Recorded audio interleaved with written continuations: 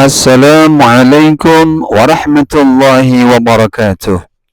Alhamdulillahi rabbil alamin alladzi hadana lihadza wa ma kunna linahtadiya laula an hadana Allah. Assalatu wassalamu ala asrafil anbiya'i wal mursalin sayyidina wa maulana Muhammadin wa ala alihi wa sahbihi wa barik wa sallam ajma'in, amma ba'd. Bismillahirrahmanirrahim. الفاتحة إلى حضرة حبيبنا وشافعنا وقرة أعيننا سيدنا محمد صلى الله عليه وسلم وعلى آله وأصحابه وأزواجه وذريته أجمعين.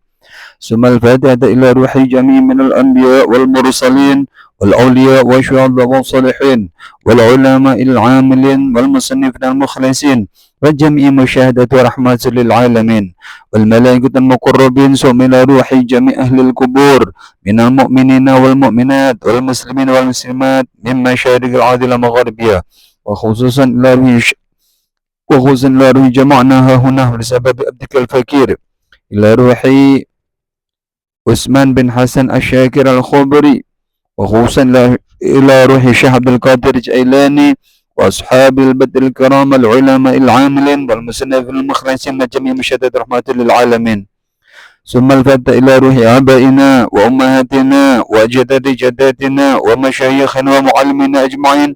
إن الله يغفر لهم ويعلي درجات في الجنة ويدعى علينا من بركاتهم وأسرارهم وأنوارهم وعلومهم ونفحاتهم في الدين والدنيا والآخرة ويجعلنا من حزب برزقنا محبتهم ويدفنا ملتهم ويحشرنا في زمرة من غير سابقة ولا حساب ولا عذاب وعلى كل ما نوى به سلفنا صالحون وإلى حضرة سيدنا رسول الله صلى الله عليه وسلم. الفاتحة.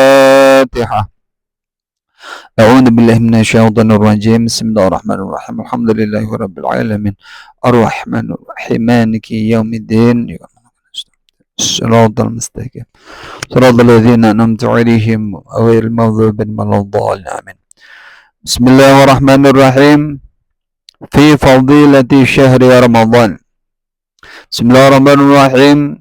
شهر رمضان الذي أنزل فيه القرآن كتب عليكم الصيام هدى للناس وبينات من الهدى والفرقان. Sadaqallahul azim. Para bapak, para ibu, jamaah salat subuh Masjid Ziyadatul Abrar atau Masjid Apung yang insyaallah kita semua sama-sama dimuliakan Allah Subhanahu wa taala. Syukur alhamdulillah pada kesempatan pagi hari ini kita semua dalam kondisi sehat walafiat sehingga kita semua bisa hadir di dalam majelis ilmu di awal daripada bulan Ramadan ini. Para bapak ibu hadirin sekalian, jemaah salat subuh yang dimuliakan Allah Subhanahu wa taala. Disebutkan di dalam Al-Qur'anul Karim bahwasanya syahrul Ramadan alladzi unzila fil Qur'an.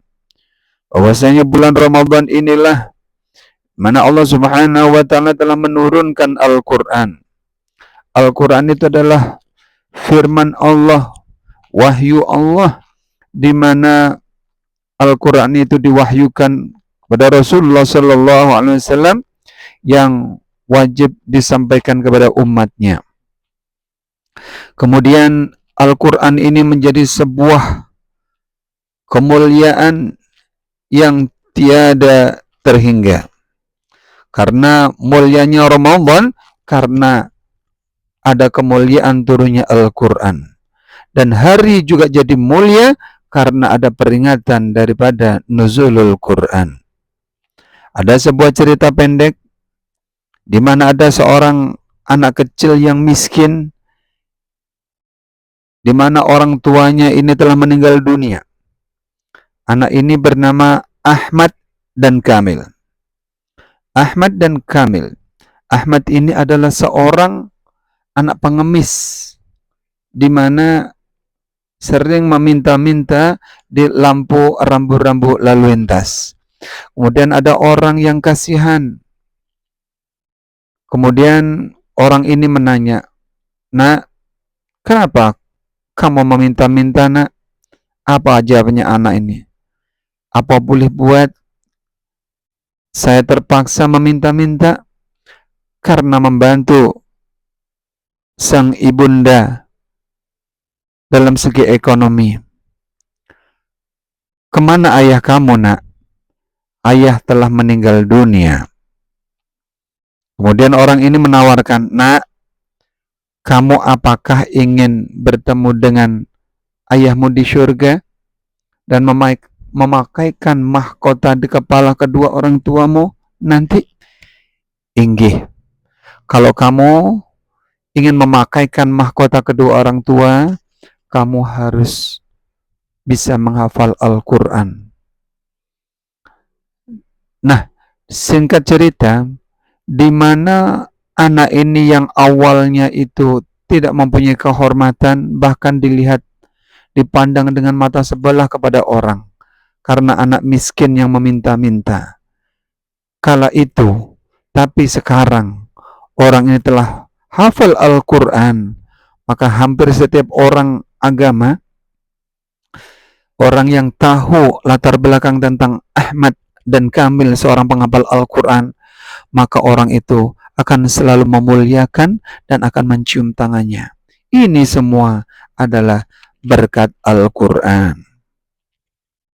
Kemudian di sini disebutkan dalam sebuah hadis, baginda Nabi Muhammad SAW beliau bersabda, wa'anin Nabi SAW annahu qal, "Man fariha bidukhuli Ramadan, haramallahu jasadahu 'ala niran." Barang siapa yang merasa senang, merasa bahagia, merasa gembira disebabkan masuknya bulan Ramadan, maka orang ini telah diharamkan oleh Allah jasadnya pada api neraka. Rasulullah di sini menggunakan kata harrama, yakni fi'il madhi, yakni orang yang telah melakukan, yakni dengan hati yang gembira, maka di sini Allah telah mengharamkan jasadnya masuk neraka. Tapi mohon maaf para bapak ibu hadirin sekalian, jangan salah faham. Nanti akan ada yang menyampaikan, ujar Ustadz Haris, dengan berkat memuliakan bahagia karena datangnya bulan Ramadan, jasadnya akan diharamkan masuk neraka. Tapi setelah itu orang tidak mau sholat 5 waktu. Ini sebuah pemahaman yang salah. Allah Subhanahu wa Ta'ala, ya, Rasulullah SAW memberi jaminan orang yang merasa senang, bahagia dan gembira disebabkan masuknya bulan Ramadan, maka Allah di sini menjamin mengharamkan jasad masuk neraka ini setelah melakukan beberapa kewajiban, yakni kewajiban sholat 5 waktu, kewajiban berpuasa, zakat, fitrah dan lain sebagainya. Setelah itu barulah mendapatkan pahala berkat dengan merasakan rasa gembira dan bahagia dengan masuknya bulan Ramadan, maka jasadnya itu akan diharamkan pada api neraka. Oleh karena itu, mari kita sambut hari raya, kita sambut bulan Ramadan ini. Kalaulah memang kita punya baju yang lebih bagus untuk kita sembahyang tarawih, baju yang lebih baik yang kita pakai sholat, keluarkan, pakailah yang terbaik. Jangan hanya pergi ke tempat pengantin saja atau kesaruan, mau berangkat baju disetrika, berminyak harum. Masa kita menghadap kepada Allah Subhanahu wa Ta'ala memakai pakaian yang buruk? Jadi mumpung kesempatan di bulan Ramadan, mari kita muliakan bulan yang kita tunggu-tunggu, bulan yang kita nanti-nanti, bulan yang penuh maghfirah, bulan yang penuh ampunan dari Allah Subhanahu wa Ta'ala, yaitu bulan Ramadan. Kemudian baginda Nabi Muhammad SAW beliau bersabda, wa qala alaihi salatu wassalam, baginda Nabi Muhammad SAW beliau bersabda, "Idza kana awalu lailatan min Ramadan, yaqulu Allah Ta'ala yakni baginda Nabi Muhammad SAW bersabda, apabila datang malam daripada bulan Ramadan, maka Allah Subhanahu wa taala berfirman, "Man dzalladzi yuhibbuna fanuhibbuhu." Barang siapa yang senang kepadaku, maka aku akan senang kepadanya. Sebagai tanda bukti kita senang kepada Allah, cinta kepada Allah, maka melaksanakan apa yang akan menjauhi apa yang menjadi larangan Allah, dan akan melaksanakan semua apa yang menjadi perintahnya Allah. Itu sebagai tanda kita sayang kepada Allah. Kalau kita sayang kepada Allah, maka Allah pun sayang kepada kita. Wa man dzalladzi yatlubuna fanatlubuhu. Dan barang siapa yang mencari aku, maka aku akan mencari padanya. Artinya apa? Maksudnya apa? Jadi kalau kita mencari Allah dengan cara kita sembahyang, karena ketika orang bertakbir Allahu Akbar, hakikatnya kita bicara kepada Allah, kita mencari Allah, dan di situ kita komunikasi kepada Allah. Dan kalau kita mencari Allah, maka Allah pun akan mencari kepada kita.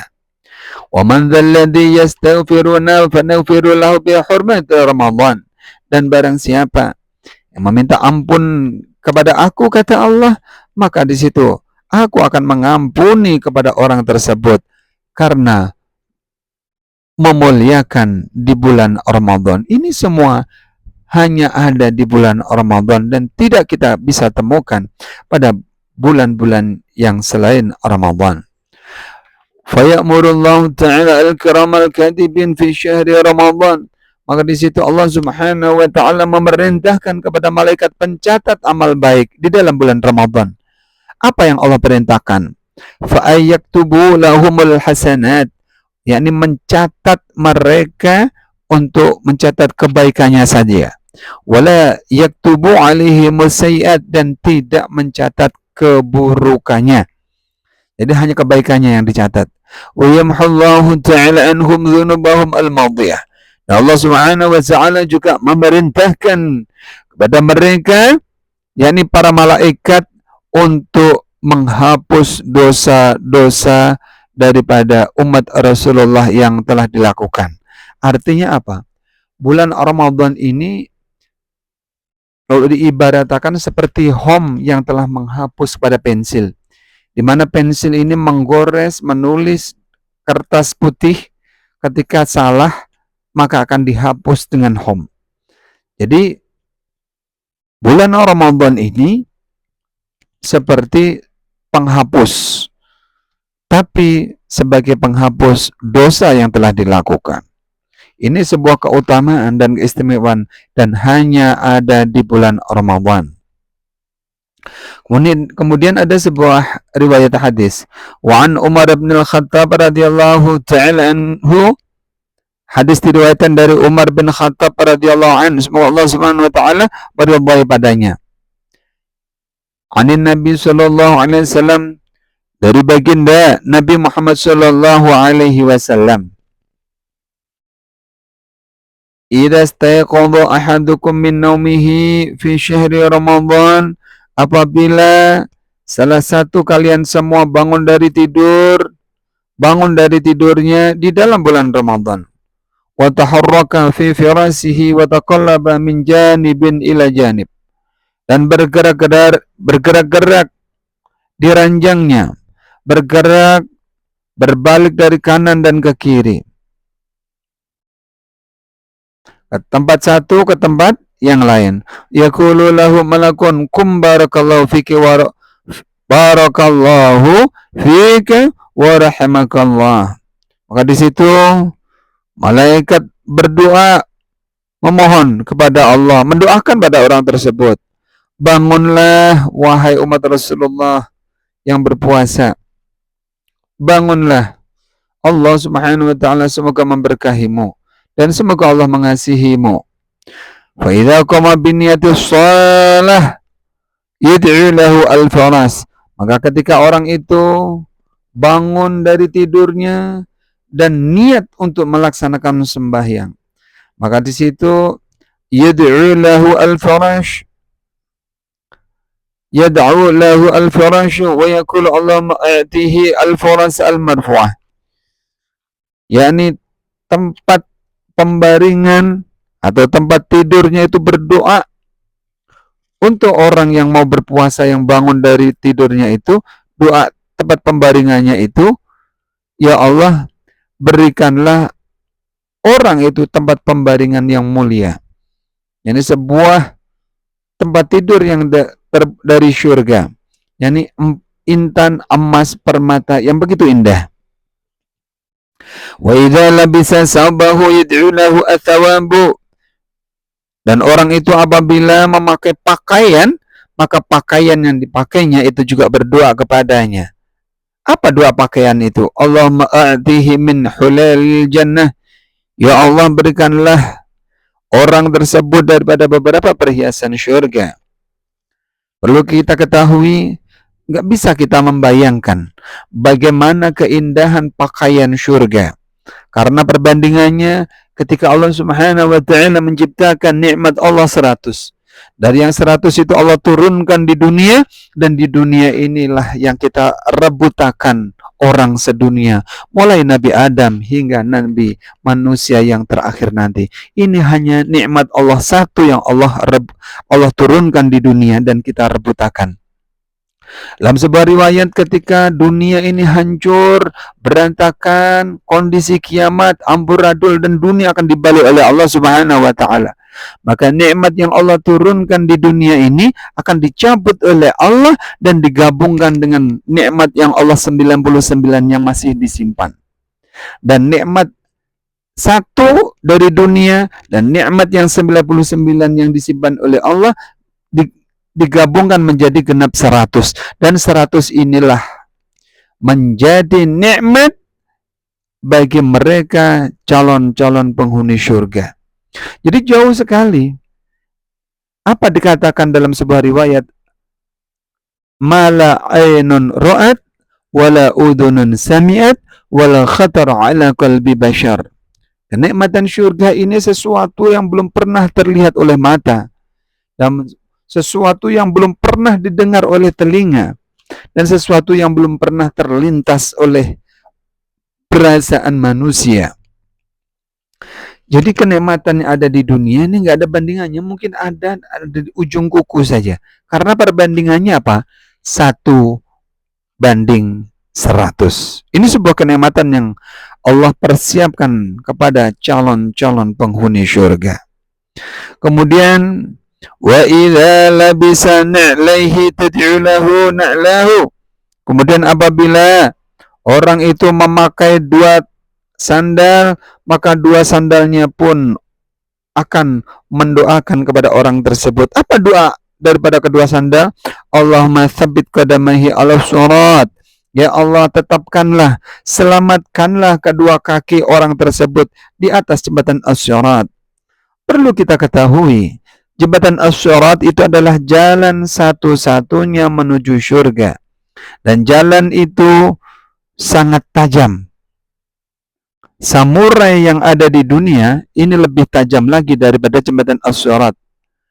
Perlu kita semua sudah tahu, samurai itu ketika kapas dilempar ke atas, kemudian pedang samurai ditaruh di bawahnya, itu putus karena sangat tajamnya. Manusia mustahil bisa melewati daripada jembatan as-siratal mustaqim ini. Kenapa? Karena perjalanannya kurang lebih 250 tahun. Ini sebuah gambaran. Tapi seorang yang amalnya bagus, amalnya sangat terpuji, baik, maka orang itu tidak lagi menginjakkan jembatan itu, tapi wa yamurru 'ala sirati kal barkil khatib. Yani Allah Subhanahu wa taala akan menjalankan orang tersebut langsung sampai kepada teras surga. Ini berkat amalan-amalannya di bulan Ramadan. Wa idza tanawalul al-ina'u yad'u lahu al-ina'a. Dan apabila orang itu mengambil gayung, maka gayung yang dipakainya itu juga berdoa, Allahumma a'tihi min aqwabil jannah. Ya Allah, berikanlah orang itu daripada mangkok-mangkok atau gayung-gayung yang berada di surga. Nah, perlu diketahui, ketika ini karena di dalam hadis disebutkan bahwasanya wudhunya pakai gayung. Nah, orang yang berwudhu pakai gayung itu harus airnya ukurannya kurang lebih 2 kolah. Nah, 2 kolah itu kalau diambil meteran, itu kalau kita beapik dalam segi hukum, kita berhati-hati ini, ihtiyaton, yaitu mengambil ukurannya kurang lebih 1 meter persegi. Ya, 1 meter persegi. Nah, supaya lebih maka diganali menjadi 3 meter atau 4 meter. Apa? Jaga-jaga kalau airnya turun 2 kolah. Apa dampaknya air yang kurang 2 kolah? Air yang kurang 2 kolah, ketika kita itu memakai gayung, maka ketika kita ini, mohon maaf, kena percikan 1 titik saja di air itu sudah dihukumi musta'mal. Air musta'mal itu adalah air yang bekas dipakai. Air yang bekas dipakai itu dihukumi tahir ghairu mutahhir, suci tapi nggak bisa mensucikan. Pun demikian perlu kita ketahui, ibu-ibu rumah tangga, bapak-bapak sekalian, kamar mandi pun demikian. Kalau nggak sampai lebih daripada 2 kolah, maka mandinya selama ini kurang sah.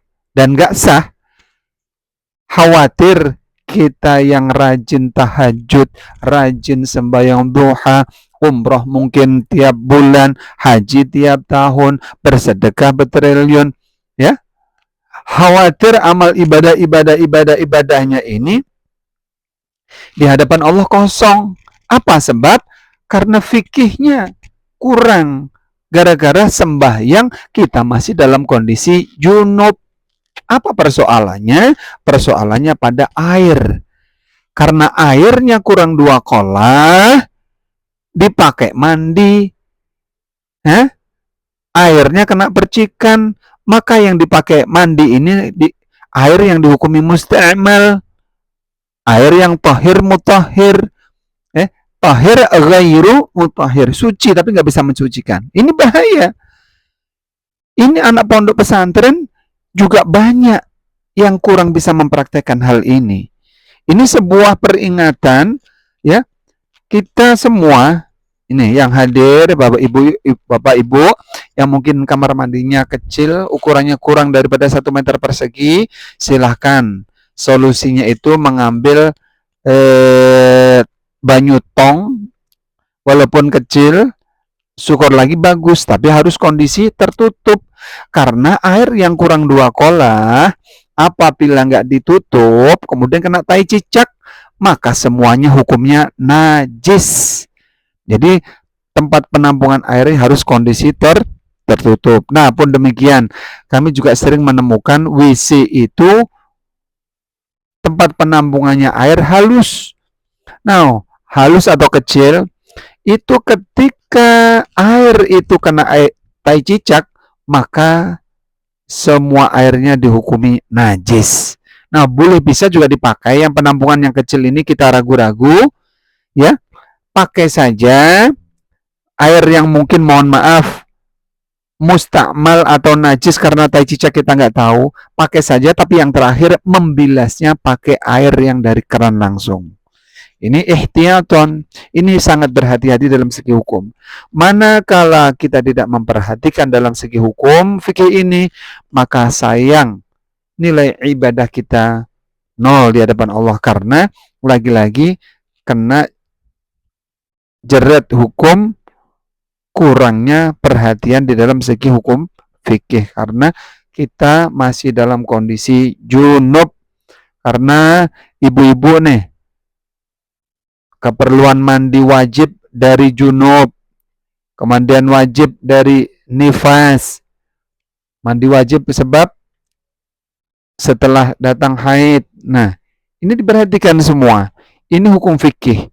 Ketika kita nggak memperhatikan fikih, maka kajian ibadah kita nilainya 0 di hadapan Allah Subhanahu wa taala. Kemudian wa idza tawaddaa yad'u lahu al-ma'u. Kemudian apabila orang itu berwudu, maka air yang dipakai wudu itu mendoakan kepada orang tersebut. Wa yaqulu Allahumma tahhirhu minadz-dzunubil khataaya. Ya Allah, ya Tuhanku, sucikanlah, bersihkanlah orang tersebut dari beberapa dosa dan kesalahan. Wa idza qama ila sholati yad'u lahu al-baitu wa yaqulu. Kemudian setelah orang itu berdiri, sudah wudhu, pakai sandal, pakai sepatu, pakai sarung, kemudian berdiri untuk melaksanakan sholat, maka ketika orang itu mengerjakan sholat ketika kondisi berdiri, nah di situ rumah yang ditinggalkannya mendoakan juga kepada orang tersebut. Apa doanya?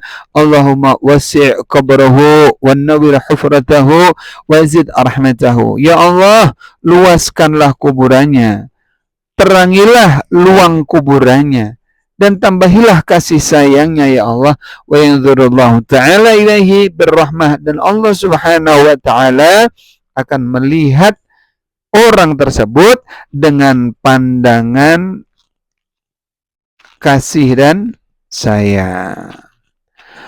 Wa yaqulu 'inda du'a, dan orang itu ketika berdoa, ya abdi minka ad-du'a, wahai hambaku, engkau yang berdoa, wa minna al-ijabah, dan akulah yang mengabulkan, wa minna as-su'al, wa minna an-nawal, dan engkaulah yang meminta kepadaku, maka ketika engkau meminta padaku, maka aku yang akan memberinya. Wa minka al-istighfaru